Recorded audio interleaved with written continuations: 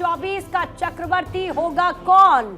ये तस्वीर 4 जून को साफ होगी, लेकिन नतीजों से पहले पूर्वानुमान एग्जिट पोल के जरिए सामने आता हुआ नजर आ रहा है, जहां पर भारत 24 आपको दिखा रहा है सुपर एग्जिट पोल, जहां पर एनडीए को 367 तो अलायंस को, इंडिया अलायंस को 140 सीटें मिलती हुई नजर आ रही हैं। इसी बीच में लगातार हम चर्चा कर रहे हैं, मेहमानों का खास पैनल भी हमारे साथ मौजूद है, लेकिन अख्तरुल इस्लाम शाहीन आरजेडी के विधायक इस वक्त हमारे साथ मौजूद हैं। अख्तरुल शाहीन साहब, अभी जो एग्जिट पोल है उस पर आपकी पहली प्रतिक्रिया, और खास तौर से बिहार के संदर्भ में तो जरूर बात करिएगा, किसका जादू चला और किसका फेल नजर आया?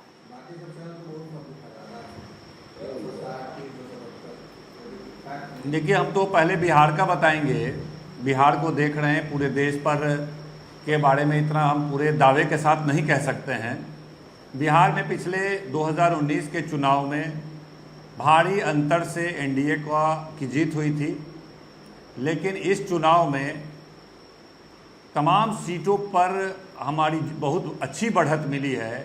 और आप जितना भी सर्वे करा रहे होंगे या सर्वे का रिपोर्ट आया है, करे मुकाबले कई जगह हुए हैं, लेकिन यह बता रहा है कि इतने भारी अंतर, जहां 3 लाख 4 लाख वोट से वो जीते थे और लगभग तमाम सीटों को 40 में 39 सीट उनको प्राप्त हुआ था। आज कई भी एग्जिट पोल है, कोई 10 दे रहा है, कोई 12 दे रहा है, कोई 15 दे रहा है। देखिए, पूरे देश में केंद्र की मोदी सरकार के खिलाफ लोगों में नाराजगी थी, हताशा था, निराशा था। 10 साल मौका मिला, अपार मैंडेट के साथ मिला, पूर्ण बहुमत के साथ मिला, लेकिन जो वादे किए गए थे वो सब तो पूरे नहीं हुए। महंगाई जिस तरह से बढ़ी, बेरोजगारी बढ़ी, और लोग चाह रहे थे कि इस बार परिवर्तन किया जाए, क्योंकि 2 बार मौका दिया गया है, अब इंडिया अलायंस को मौका दिया जाए। और लोगों ने सपोर्ट किया, बिहार में भी बड़े पैमाने पे सपोर्ट किया, उत्तर प्रदेश हो या महाराष्ट्र हो, आप कहीं अच्छा, कितनी सीटें साहब अलायंस को, कितनी सीटें दे रहे हैं? हरियाणा जाइए, कितनी सीटें अलायंस को? पूर्ण बहुमत के साथ लगभग 300 सीट इंडिया गठबंधन को आने का हम लोग का इंटरनल सर्वे है। 300 सीट से कम हम नहीं आने वाले। और बिहार में हम 25 सीट के आसपास, हमारा पूरा दावा है कि 25 सीट के आसपास हम निश्चित रूप से जीत रहे हैं। बाकी जगह कड़ा मुकाबला है, हमारे पक्ष में भी आ सकता है और एक आध % से हम डिफीट भी खा सकते हैं। ठीक है, तो 25 सीट श्योर शॉट जीत रहे हैं और हमारी पूर्ण बहुमत के साथ इंडिया गठबंधन की सरकार बिहार के देश में बनने वाली है। चारू आपकी बात पर काफी मुस्कुरा रही हैं, मुस्कुराने की वजह मैं उनसे पूछूंगी, लेकिन उससे पहले विवेक करोड़े जी आपके पास आते हैं, फिर गौरव जी आपके पास भी आऊंगी। विवेक करोड़े जी, जो कह रहे हैं इस वक्त आरजेडी के विधायक, उसी लाइन एंड लेंथ पर आप भी चल रहे हैं या कुछ निराशा लिए बैठे हैं एग्जिट पोल के ये आंकड़े देखने के बाद? देखिए, जस्ट मैं आपको दुरुस्त करता हूँ, मेरा नाम कोरडे है, विवेक जी, माफी चाहूंगी। It's okay, that is not important.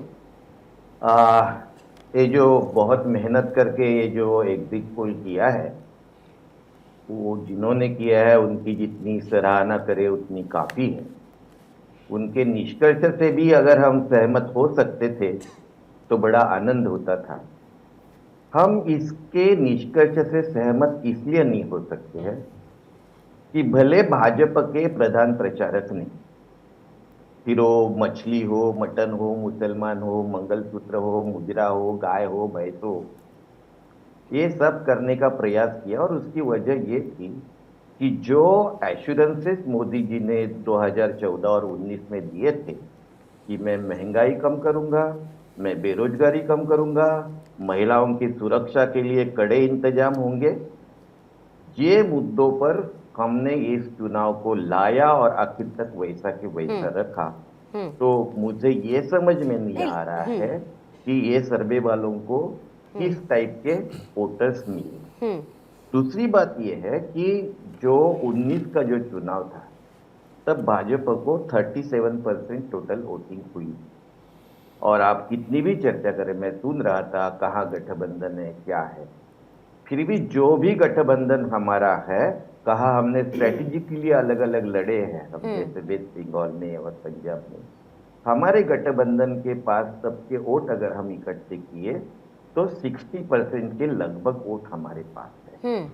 ये गठबंधन के वोट कहाँ गए, ये भी मेरा सवाल है इन लोगों को। और मैं ये दावे के साथ कहता हूं कि महाराष्ट्र, हरियाणा, कर्नाटक, बिहार, उत्तर प्रदेश, दिल्ली और छत्तीसगढ़, इन 7 राज्यों से हम बीजेपी गठबंधन की कम से कम 90 सीट कम कर रहे हैं।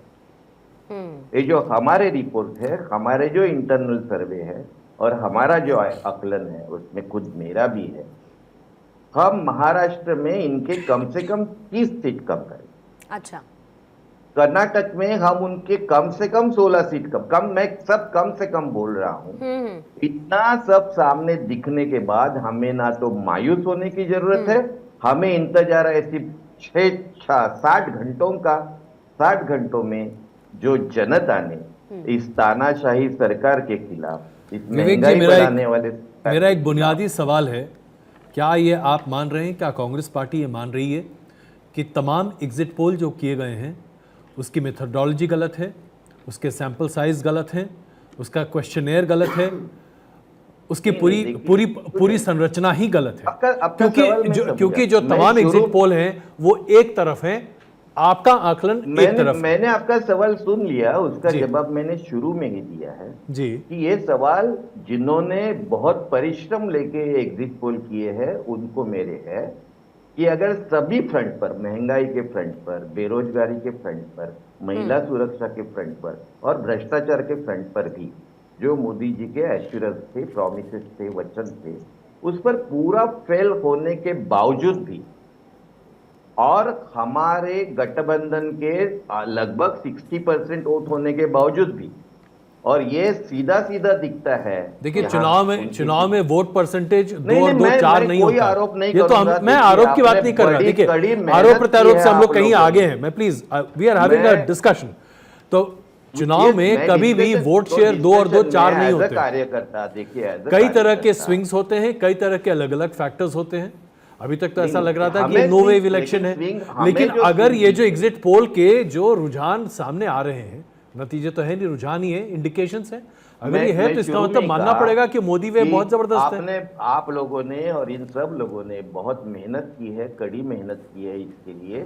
अगर मैं इनके जो रुझान, चलिए विवेक साहब, मैं इतना समझती हूँ आपकी बात से कि जो भी मेहनत हम लोगों ने की है इन एग्जिट पोल को दिखाते हुए, वो मेहनत आपके हिसाब से काम लायक तो कम से कम नहीं है। ये तो क्लियर नजर आता है। मैंने ऐसा कुछ नहीं कहा। आपके हिसाब से ये आंकड़े गलत है ना, एग्जिट पोल आपके हिसाब से ये आंकड़े गलत है, तो मैं चलिए ये मान लेती हूँ कि ये नाकाफी मेहनत है, नाकाफी मेहनत है, कोई बात नहीं, इसको हम मान लेते हैं। उन्होंने कहा कि वो सहमत नहीं हो सकते, इसका उन्हें दुख है। बहुत अच्छी बात है, बिल्कुल ठीक है। चारों उस पर जवाब देना चाह रही है, लेकिन उससे पहले गौरव जी आपके पास आते हुए, क्योंकि ये तो समझना होगा ना कि इन आंकड़ों के आधार पर कि ऐसा क्या था जो काम नहीं किया, क्योंकि मेहनत तो की, अग्रेसिव कैंपेनिंग की, मुद्दों को उठाने की कोशिश की, कई बार ऐसे मुद्दे उठाए जो कि सेल्फ गोल साबित हुए और कहीं कहीं कुछ ना कुछ डेंट करता हुआ नजर आया है। जो आंकड़े हैं इससे आप भी हो सकता है अग्री ना करें। देखिए अभी रिजल्ट ही नहीं आया, तो 4 तारीख जब let the result come, result आएगा तब पता लगेगा कि क्या मुद्दे चले, वो तो है ही बिल्कुल। जनता ने इस बार गांव में जाइए, देहात में जाइए, मैं खुद गया उत्तर प्रदेश में, भर भर के वोटिंग करिए, चाहे वो अपना किसान का मुद्दा हो, चाहे कर्ज माफी का मुद्दा हो, चाहे पेपर लीक की समस्या हो, चाहे अग्निवीर का मुद्दा हो, चाहे 8500 रुपए खाते में हो महिलाओं के, हर किसी ने इंडिया गठबंधन के हक में वोटिंग करी है। ये तो हमें पहले पता था। देखिए भाजपा से लड़ के इतना तो एक्सपीरियंस हो गया है कि इनका अगला दाव क्या होगा। कल ही राष्ट्रीय अध्यक्ष जी ने ट्वीट करके बता दिया था कि एक प्रोपेगेंडा चलाएंगे, 300 से ऊपर हमारी सीट आ रही है, मनोबल डाउन नहीं करना। ये सिर्फ और सिर्फ हमारे नेता कार्यकर्ता या जो जनता भारतीय जनता पार्टी के खिलाफ है उसका मनोबल डाउन करने के लिए ये काम किया गया है। इस वजह से देख के, ताकि हमारा लोग का मनोबल डाउन हो जाए। इस बार हम इनके झांसे में फंसने वाले नहीं है। आप देख लीजिएगा, हम अंतिम शर्त तक लड़ेंगे, जब तक जीत का सर्टिफिकेट नहीं मिल जाए हम मनोबल डाउन नहीं करने देंगे। हाँ।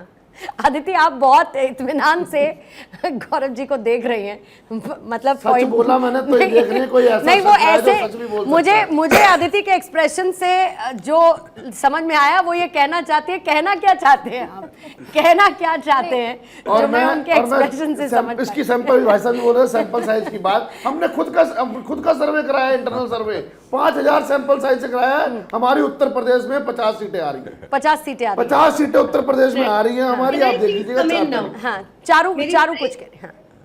जी गौरव जी, आप अपने आंकड़े बता रहे हैं, क्या अखिलेश जी के आंकड़े आपने सुने नहीं? क्योंकि कल अखिलेश जी ने कहा था उत्तर प्रदेश में इंडी अलायंस की 35 सीटें आ रही हैं, लेकिन आज अखिलेश जी ने ही कहा है इंडी अलायंस की 25 सीटें आ रही हैं। तो इस अनुसार हर एक दिन आपकी 10 सीटें अलायंस की कम होती जा रही है। आपके नेता के अनुसार, ये मैं नहीं कह रही, अभी सर्वे रिपोर्ट आई है, उसमें 50 सीटें हम जीत रहे हैं, जिसमें 5000 सैंपल साइज था। गौरव, आपके बीच में मैं बोली नहीं। देखिए, आपको आपत्ति तो हो रही होगी कि आप ही के नेता अपना बयान रोज रोज बदल रहे हैं। ऐसा कुछ नहीं है, अभी रिपोर्ट आई है, जो रिपोर्ट अभी आई है मैंने आपको बता दी। पूर्णिमा जी, अजय जी, मैं आपसे विनती करूंगी कि जब मैं कुछ बोलूं आप इनको रोक लीजिए। प्लीज आप कंटिन्यू कीजिए, प्लीज कंटिन्यू कीजिए। इनकी रिपोर्ट पता नहीं, अगर इनके on a lighter note Charu, रोकने के अलग अलग तरीके हैं। एक रोकने की तैयारी आपने भी की है, अब स्टूडियो में तो हमको बोलने का मौका देना ही है, लेकिन हाँ, बीच में उनको रोकने की कोशिश जरूर करूंगी। इससे पहले कि चारू जी कंटिन्यू करें, चारू जी एक बड़ा जबरदस्त ट्वीट अभी मुझे सोमनाथ भारती जी का दिखा है, प्रत्याशी आम आदमी पार्टी के सेंट्रल दिल्ली से। मैं अपना सर मुंडवा लूंगा अगर प्रधानमंत्री नरेंद्र मोदी तीसरी बार प्रधानमंत्री बन गए तो तैयारी कर ही लीजिए। अगर आपको अच्छे बाबर्स और नाई की रिकमेंडेशन चाहिए तो मैं अब सोमनाथ जी मेरे मित्रों में से आते हैं, लेकिन इस तरह के ट्वीट करने के बाद तो फिर समझ में नहीं आता है कि आदमी असमंजस में पड़ जाता है, क्या करें। इसके बाद उनके साथ जाना पड़ेगा फिर अजय जी। नहीं, चाय पीनी पड़ेगी, चाय पीनी पड़ेगी, चाय पर चर्चा भी कर लेंगे। चाय पीनी चाहिए अजय जी, लेकिन अब आप ये मानकर चलिए, अगली बार आप जब अपने मित्र से मिलने जाएंगे, अगर 4 तारीख के बाद जाएंगे तो उनका नया रूप आपको दिखेगा, क्योंकि मोदी जी 4 तारीख के बाद तीसरी बार इस देश के प्रधानमंत्री बनने जा रहे हैं। मैं एक बहुत जल्दी से एक बात बोलना चाह रही हूँ। सबसे पहले तो सपा के बारे में मैं जो कहना चाह रही थी कि ये पता नहीं आंकड़े अगर इनके नेता से इनके अलग अलग आ रहे हैं, मुझे मालूम नहीं, और ये पहली बार ऐसा नहीं हुआ है। यहाँ पर कंडीशन ये है कि प्रवक्ता टीवी पे कुछ बोलते हैं और नेता बयान कुछ और देते हैं। सपा के साथ ये परेशानी रही है। आप याद करिए, जब 5 प्रदेशों के चुनाव भी हुए थे तो अखिलेश जी का बयान ऐसा था कि मुझे तो पता ही नहीं था, हम ये चुनाव साथ में नहीं लड़ रहे हैं। भाई, आपको पता हो या ना पता हो, आपके प्रवक्ता टीवी पे कुछ और बोल रहे थे। तो ये जो डिस्कनेक्ट ऑब्वियस होता जा रहा है, हर दिन ऑब्वियस होता जा रहा है, ये एक चीज तो दिखाता है कि जो नॉन अलायंस अपना एक मैनिफेस्टो मिलकर नहीं निकाल पाया, जॉइंट मैनिफेस्टो, वो सीटें तो साथ में नहीं जीत सकता, ये पक्की बात है। अच्छा, आज जो करप्शन की बातें कर रहे हैं, डेवलपमेंटल एजेंडास की बातें कर रहे हैं, मैं उनको याद दिला दूं, उनके प्रधानमंत्री कहा करते थे 1 रुपया चलता है तो 15 पैसे पहुंचता है। आज हम गर्व के साथ कहते हैं 31 लाख करोड़ हमने डायरेक्ट डेबिट के द्वारा देश में योजनाओं के प्रति हमने लोगों के अकाउंट में ट्रांसफर करे। तो ट्रांसपेरेंसी सिस्टम में आ गई है। उसके बाद जो बेसिक चीजें हैं, वापस मैं आपके सामने आंकड़े रख सकती हूँ कि कितने घर तक जल गया और कितने आयुष्मान कार्ड बने, लेकिन इन जनरल अगर स्टैंडर्ड ऑफ लिविंग हमारे देश में बढ़ता जा रहा है, 25 करोड़ लोग गरीबी रेखा के ऊपर आ गए हैं, एक इंडी नॉन अलायंस हर चीज में कंफ्यूज दिखाई देता है, मतलब इनकी एजेंडा ही ठीक है। लेकिन जो अभी तक अलायंस के लोगों को, प्रवक्ताओं को सुनने के बाद आदित्य, जो एक बात अभी तक कॉमन निकल कर आई है वो ये कि जो भी सर्वे कह रहा है उसके ठीक उलट परिणाम 4 जून को हमको देखने को मिलेंगे। अभी भूपेश बघेल की भी प्रतिक्रिया यही आई है। देखिए, दोनों ही पॉलिटिकल पार्टी, तो सबसे पहले मुझे ये समझ में नहीं आ रहा कि मैं नतीजों के पास वाली चर्चा में बैठी हूँ डिबेट में, या जब चुनाव शुरू होने वाले थे उस समय जो चर्चाएं होती थी उसमें बैठी। नहीं, उससे भी बेटर है। जी बताइए। If you mark the data which is coming through, opinion poll में इतने बड़े आंकड़े नहीं थे सामने जो आज एग्जिट पोल में है। और सबसे बड़ी बात है, कई बार कुछ चीज़ें होती हैं, जैसे मैं कहती हूँ भारतीय जनता पार्टी के लिए बहुत ज़बरदस्त आंकड़े आ रहे हैं, फिर भी कई जगह, जैसे आपने राजस्थान का या दूसरे राज्यों का जहाँ पर थोड़े कम है, और ये बहुत ऑब्वियस है, कहीं बढ़ेगी तो कहीं घटेगी, लेकिन एक्सेप्टेंस नहीं है, उनका भी एक्सेप्टेंस नहीं है कि जहाँ एक्सेप्टेंस को लेकर एक और ट्वीट पढ़ देता हूँ। देखिए, आज मेरा बड़ा मजा आ रहा है ट्विटर पे। अभी पवन खेड़ा जी कह रहे हैं, सरकारी एग्जिट पोल तमाम चैनलों पर चल रहा है, इसे चलने दीजिए, हम इसे मनोरंजन ले रहे हैं। आत्मविश्वास, अति आत्मविश्वास, अंडर आत्मविश्वास, ये बहुत सारे प्रकार हैं। अच्छा, दूसरी बात ये है कि जैसे उन्होंने भी कहा, उन्होंने आंकड़े बता दिए, मुझे ऐसा लगा कि हम वही उस डिबेट पे हैं जब चुनाव में भी 1-1.5 महीना बाकी है। तो कई बार एनालिसिस भी जरूरी है। चर्चा में सिर्फ हमको अपना पॉइंट नहीं रखना, एनालिसिस ये जरूरी है कि नहीं मुझे लगता है कि यहाँ पे ये बेटर है, यहाँ ये आंकड़ा ठीक है, पर यहाँ हमें लगता है कि आंकड़ों में कुछ वो है। इसका तो ये मतलब है जैसा आपने कहा कि सारे सैंपल साइज गलत है, सारी जो पूरे जो तमाम तरीके का जो मैकेनिज्म है, जो सिस्टम है, वो पूरी तरीके से ध्वस्त है। जैसा पवन जी कह रहे हैं कि सरकारी आंकड़ा, तो at the end of the day 4 तारीख को बहुत सारी चीजें सामने आएंगी कि कौन सही था, कौन और हवाओं अदिति में था, कौन ख्यालों में था, कौन ओवर कॉन्फिडेंस में था, कोई इसी में लेकिन एक चीज और जोड़ना चाहती हूँ जो लगातार चर्चा होती रही, क्योंकि बस मुझे ब्रेक के लिए रुकना है, इसलिए मैं चाहती हूँ लास्ट का समय अभी आप ही को दूं। चर्चा होने लगी कि ये जो पूरा चुनाव है मोदी वर्सेस मोदी है, फिर कहा जाने लगा मोदी वर्सेस जनता है, फिर मोदी वर्सेस राहुल है, लेकिन इस वर्सेस में तो कम से कम एग्जिट पोल के आंकड़े तो यही बता रहे हैं कि मोदी वाला पलड़ा ही भारी है and Modi is the face, Modi is the man. इस चर्चा में तो ये एग्जिट पोल तो 3 चीजें बता रहे हैं कि मोदी, मोदी और मोदी, यही 3 चीजें हैं। 370 बाय किया गया, राम मंदिर का जो फीलिंग है वो घर घर में थी। ये आंकड़े सिर्फ ये बता रहे हैं कि जो राम मंदिर बना उसके बाद जो भावना, जो जिसे बोलते हैं उबाल आया था, वो सबके वोटों के हाथ में दिखा। ये तो ये बता रहे हैं कि जो राष्ट्रवाद को लेकर जो सारा मुद्दा है वो मोदी के साथ है। अंततः मोदी की पॉपुलैरिटी 2014-19 से ज्यादा है, ये दिखा रहे हैं आंकड़े।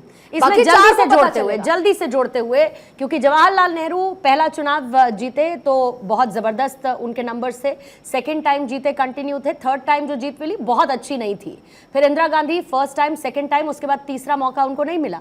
अगर नरेंद्र मोदी की बात करते तो आपकी यही लाइन इस पर फिट बैठती है कि 2014 में वही लोकप्रियता, 2019 में वही लोकप्रियता, बढ़ गई 2024 में। क्यों? और ये हिंदू हृदय सम्राट वाली वो जो भारत देश का लोकतंत्र इतिहास लिखने जा रहा है कि कोई पॉलिटिकल पार्टी इंडिविजुअली अपने नाम पर तीसरी बार, अगर ये सच है तो तीसरी बार इतना बड़ा मैंडेट लेकर आ रहा है।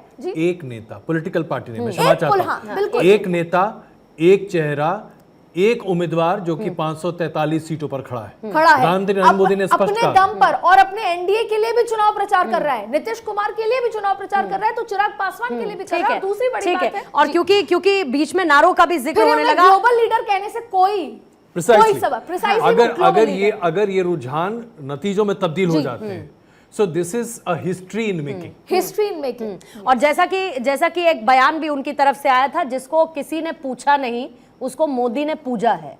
तो अगर मोदी ने पूजा है और वो पूजे जाने वाले लोग इस तरीके से वोटर्स के तौर पर मोदी के साथ जुड़े हैं, तो इसीलिए ये इतना बड़ा मैंडेट इस वक्त नजर आ रहा है कि फिर जमीन पर वोटरों ने इस बार जो स्मार्टनेस दिखाई है वो शायद आज से पहले कभी नहीं दिखाई, अगर ये रुझान सही